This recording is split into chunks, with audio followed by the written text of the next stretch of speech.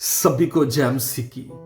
Pastor Reinhard बंके की छोटी सी आपको टेस्टमनी बताना चाहूंगा कि एक दिन उनके पास पैसे नहीं थे। $50 उन्होंने देने थे किराया अपने ऑफिस का, और उनके पास पैसे नहीं थे। वो प्रार्थना कर रहे थे, प्रभु आप इंतजाम कीजिए, आप इंतजाम कीजिए, लेकिन कोई उत्तर, कोई रिस्पॉन्स परमेश्वर की ओर से उन्हें नहीं मिला। शाम को उन्होंने अपने ऑफिस को लॉक किया और वो अपने घर की ओर जा रहे थे। पैदल चलकर वो अपने घर की ओर जा रहे थे, और जैसे जैसे वो जा रहे थे लोग आसपास उनसे उनके आसपास गुजर रहे थे, और तभी परमेश्वर का विचार उनके माइंड में आता है, और परमेश्वर उनसे कहते हैं, पवित्र आत्मा उनसे कहते हैं, do you want $1 million?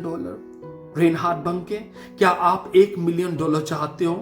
Pastor Reinhard Bonnke pastor Reinhard Bonnke बहुत खुश हुए कि मैंने तो परमेश्वर से $50 मांगे थे और परमेश्वर मुझे $1 million देना चाहता है। वो बहुत खुश हुए, लेकिन थोड़ी ही देर के बाद एक और विचार उनके माइंड में आता है, और वो कहते हैं कि परमेश्वर मुझे $1 million नहीं चाहिए।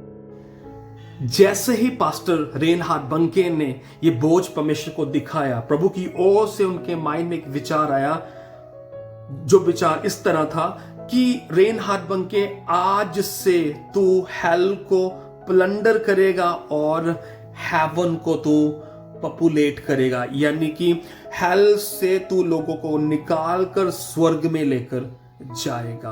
परमेश्वर के दास ने बोझ दिखाया। उन्होंने पैसों का इंटरेस्ट नहीं, बल्कि सोल का, रूहों का इंटरेस्ट दिखाया। आज इस छोटे से मैसेज के द्वारा मैं आपको इनकरेज करना चाहता हूं, यीशु मसीह के जिंदा नाम में, जिस व्यक्ति की बुलाहट है, जिस व्यक्ति को परमेश्वर ने अपने काम के लिए बुलाया है, उसकी लाइफ में बोझ जरूर होता है। सेवकाई को लेकर कुछ ना कुछ बोझ परमेश्वर उसके माइंड में, उसके दिल में डालते हैं कि वो प्रभु के लिए करे। जैसे कि नेहेमिया ने अपना आराम छोड़ा, वो अपने कंफर्ट जोन को छोड़कर कहां गया? वो वॉल बनाने के लिए गया, वो दीवार बनाने के लिए गया, जिसको उसने लगभग 52 डेज में कंप्लीट किया। क्यों किया? क्यों उसने अपने आराम को छोड़ा, अपनी कंफर्टेबल जोन को छोड़ा? परमेश्वर उसको बोझ दिया था। अपने आराम को छोड़कर वो वॉल को बनाने के लिए चला गया। और आपको मैं बताना चाहता हूं, जब हम नहमीया की किताब पढ़ते हैं, दुश्मनों ने बार बार उसका मजाक उड़ाया। उसके साथ जो लोग काम कर रहे थे, दीवार को बना रहे थे, उनका भी वो मजाक उड़ा रहे थे, उनको भी वो बुरा बोल रहे थे, उनको बोल रहे थे आपसे नहीं होगा। लेकिन परमेश्वर का दास बोझ के साथ दीवार को बनाने के लिए लगा रहा, और सचमुच 52 डेज में वो दीवार बनकर तैयार होगी। परमेश्वर ने सुलेमान को बोझ दिया, उसने परमेश्वर का भवन बनाया। 7 years में, 7 सालों में उसने परमेश्वर का भवन बनाया। यानी कि यह बोझ दाऊद को था, लेकिन दाऊद अपनी गलतियों के कारण या अपने अपराधों के कारण उस टेंपल को नहीं बना पाए, लेकिन परमेश्वर ने उसके बोझ को पास ऑन उसके बेटे को यानी सुलेमान को कर दिया, और उसने परमेश्वर का भवन बनाया। जिर्मिया को बोझ था कि वो इजरायलियों को सही रास्ता दिखाए, वो यरूशलेम के लोगों को सही रास्ता दिखाए।